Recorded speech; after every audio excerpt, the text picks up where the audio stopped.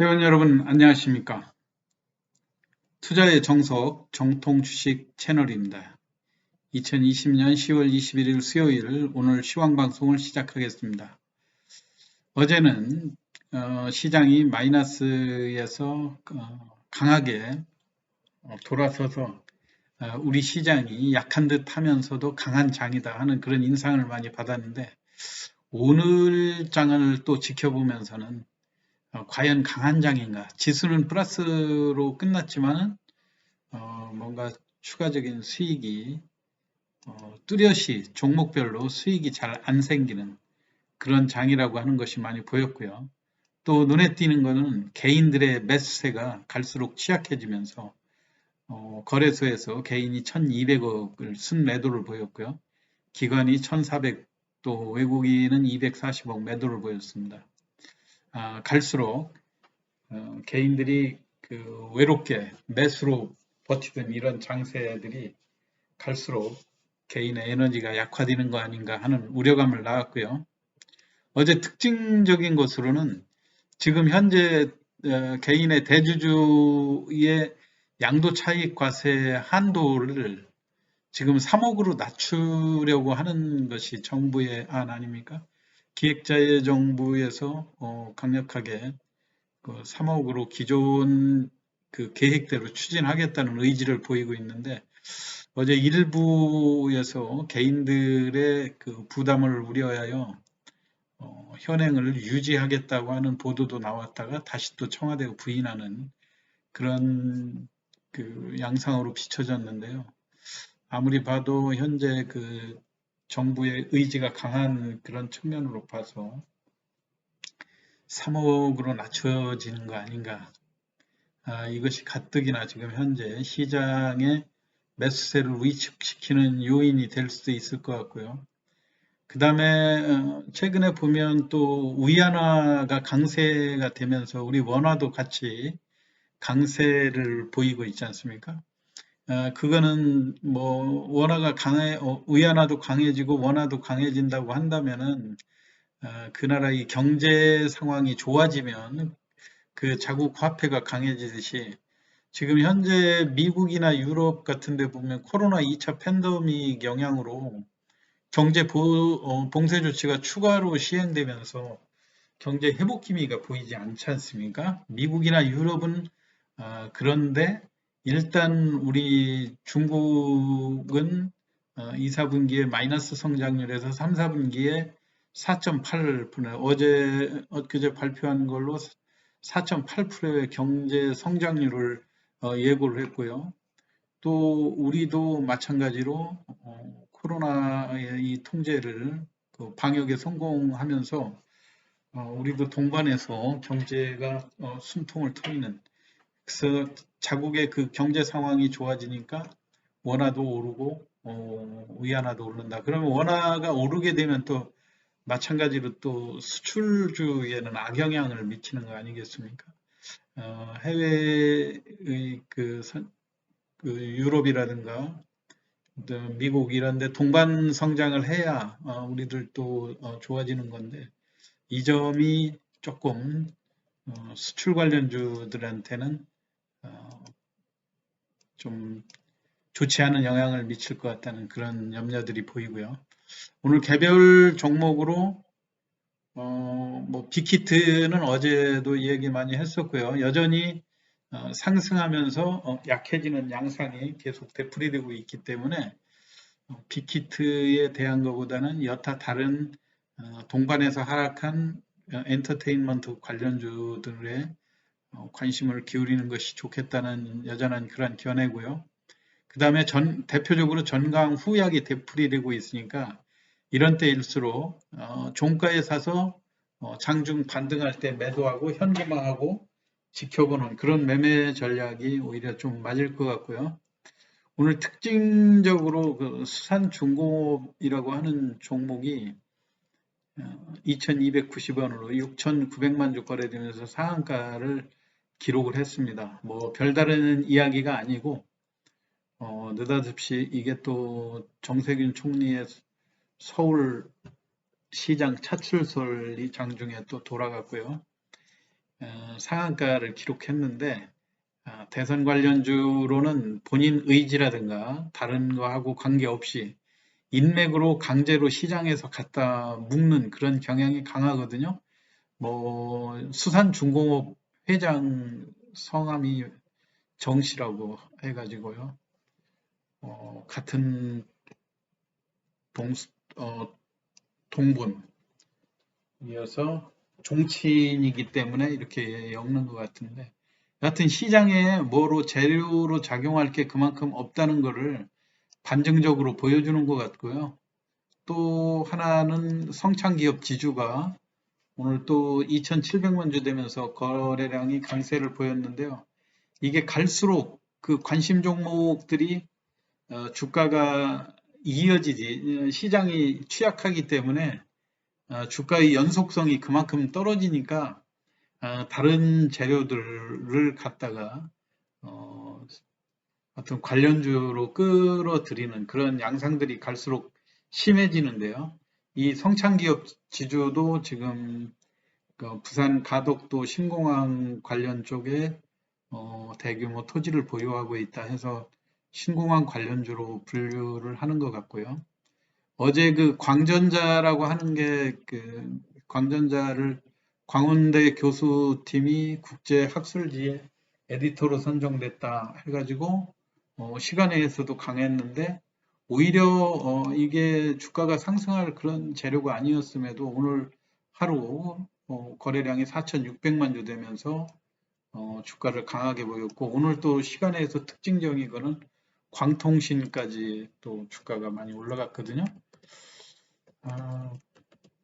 광통신도 대한광통신도 이 주가 움직임은 그렇게 많이 있던 종목이 아니고 그동안 조정받은 거가 광전자가 올라오니까 동반해서 상승한 것 같은데 역시 지속성은 없다는 측면에서 유의하시기 바라고요.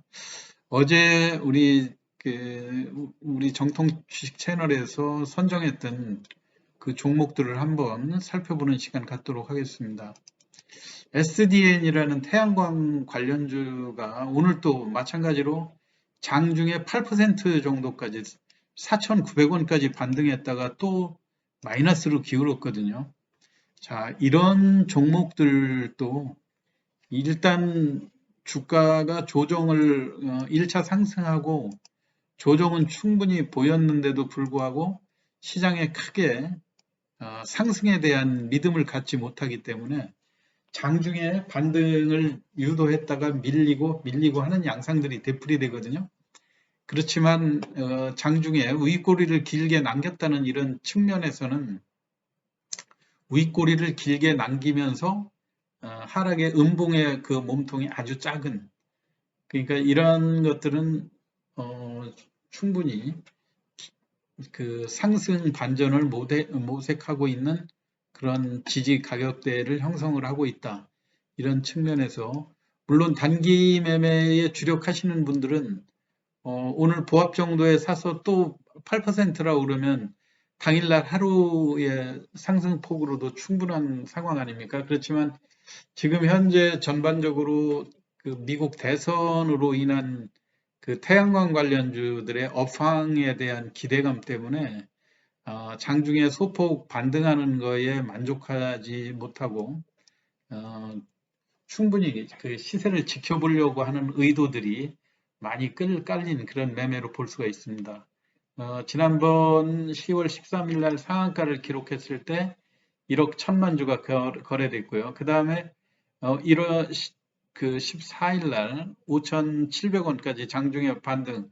이게 실질적인 5,700원이 최고가였죠. 그러고서 그때도 약 7천만 주 정도의 거래량을 보였는데 그 이후에는 소폭 조정을 하더라도 그렇게 크게 거래량을 수반한 상황이 없습니다. 그건 결국은 요때 매집했던 보유하고 있던 물량들을 현재 가격 조정도 조금 이루어져 있고 향후의 업황을 좋게 보면서 보유하고 있다고 하는 그런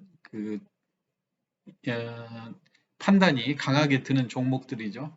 그래서 역시 마찬가지로 오늘 그 상승 흐름을 봤으면 내일도 똑같이 오늘과 비슷한 그 양상으로 전개될 가능성이 크기 때문에 점차적으로 갈수록 미국 대선 날짜도 임박하고 한번 시세가 분출할 그 상황이 한 번쯤은 나오지 않겠는가 하는 기대감을 강하게 갖게 하는 종목입니다. 그 다음에 TS 인베스트먼트도 마찬가지로 3일치의 거래가 그 오늘까지 이틀 거래량으로 됐는데요. 내일 정도 하루 또 되면은 거래가 마무리될 텐데요. 여전히 그 하락은 많이 그 하방 경직성을 보여주면서 장중에 거래량이 급격히 줄어들면서 조심스럽게 상승을 모색하는 그런 흔적들이 여전하고요. 그래서 좀 더 시세를 지켜봐야 될 것 같고요. 그 다음에 초록뱀이라고 하는 종목도 지금 특징적으로 바닥권에 근접한 종목들의 특징을 볼 때 거래량이 이전에 많이 거래됐을 때보다는 매물이 한층 줄어들면서 음봉의 몸통이 작아진다고 하는 특징을 가지고 있습니다. 자, 이런 그 단기적인 낙폭도 물론 컸고요. 여기서 추가적인 하락, 시세 조정은 충분히 이루어졌다는 이런 판단 때문에 쉽게 이 주식을 매도할 의사가 없다고 하는 것들을 많이 보여주겠죠. 그런데 이런 측면에서 그 초록뱀이라든가 이런 것도 단기적으로 보유하면서 시세가 반등하기를 기다리는 것은 충분히 가능한데 의외로 오늘 메디톡스라고 하는 종목은 조금 이거하고 다른 양상을 좀 보여줬죠. 보통 바닥권에 2,500원 정도가 바닥권이라고 할 것 같으면 그런 가격에서는 매물들이 많이 나오지 않고 주가 하락이 추가적으로 별로 이루어지지 않는데도 불구하고 오늘 그 메디톡스는 몸통이 길게 나오면서 하락폭도 커졌어요. 이거는 오늘 또 뜻하지 않게 대주주의 횡령 혐의 뭐 이런 이야기까지 구설수에 올라 있었는데 물론 뭐 무혐의 판단이 내려졌다 해서 그런 위험은 많이 줄어든 그런 상황이기는 하지만 이게 장중에 그런 보도 뉴스 시황 영향으로 이 주식의 반등을 기다리고 있던 그런 투자자들이 매도에 가담한 거 아닌가 하는 판단이 들고요. 그러니까 보통 그 바닥권에 근접하면 낙폭이 줄어들면서 거래량이 줄어드는 게 특징인데 이 종목은 낙폭도 커지고 거래량도 늘어나서 일단 꼭 바닥이라는 확신이 들지 않는 그런 종목이라는 인상을 오늘 많이 보여줬죠. 그래서 이 종목에 대한 그 시세 판단은 이제 더 이상 하지 않기로 하겠습니다. 고객 여러분, 회원 여러분들께서 잘 관찰하시면서 소신을 갖고 투자하시기 바라고요.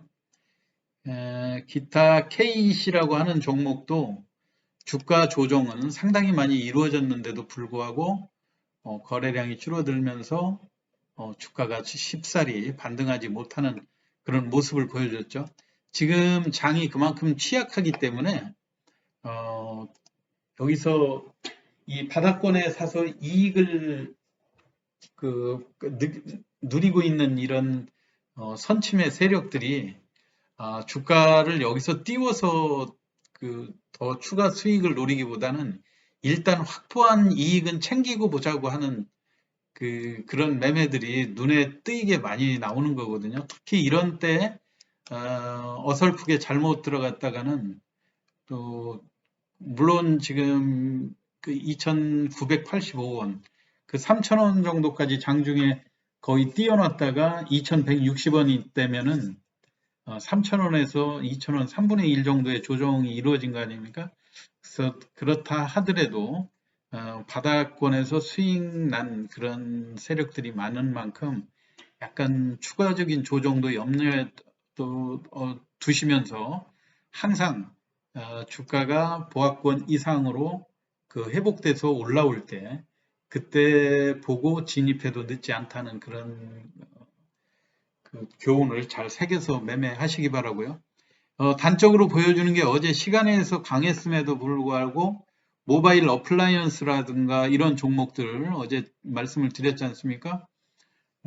자율주행 차로 재료도 충분히 되고 또 그 주가의 반등 가능성이라든가 고점에서 이 조정 이런 폭을 감안해 볼 때 충분히 반등할 수 있는 재료가 됐었는데 어제 시간에서 올랐던 만큼 올려주고 추가로 10% 올려주고 바로 하한가 마이너스 5%까지 곤두박질 치는 이런 양상들이었거든요.